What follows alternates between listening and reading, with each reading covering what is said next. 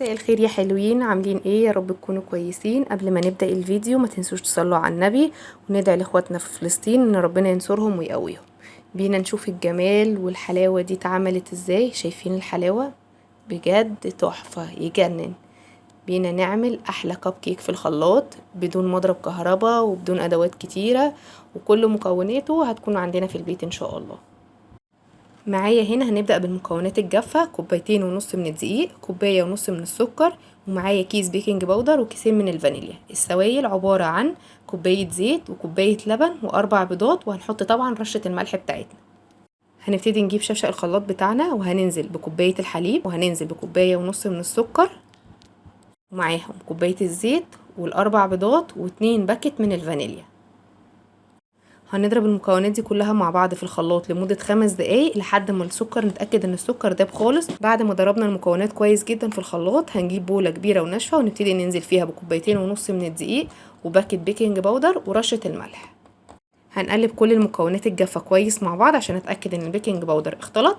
وانا بحضر خليط الكيك هكون مشغلة الفرن على درجة حرارة 180. الفرن شغال عندي فوق وتحت، ولو في مروحة بنشغلها.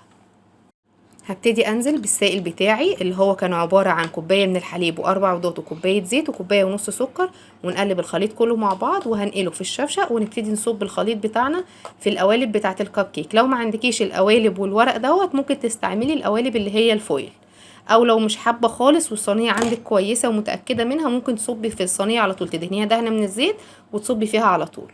ده كده شكل الصينيه بعد ما صبيت القوالب بتاعتي كلها. هديها بس خبطتين اتاكد من ان هي خرجت اي فقاعات منها وتساوي الوش بتاعها كويس جدا.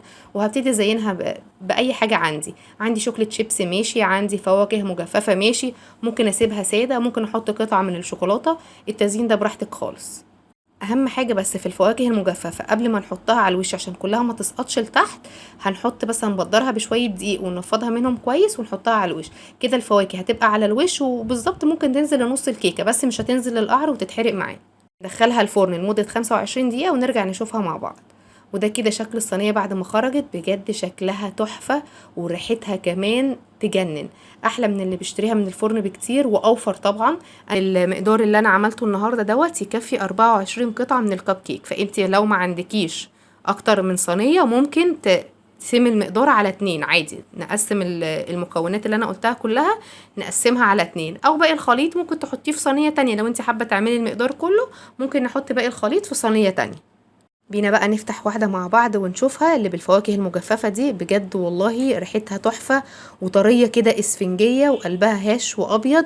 شايفين؟ بصوا الفواكه نزلت فيها بس ما اتحرقتش، يعني رشة الدقيق اللي حطيناها الفواكه المجففة ما بتخليهاش تسقط لتحت خالص وتتلسع مننا.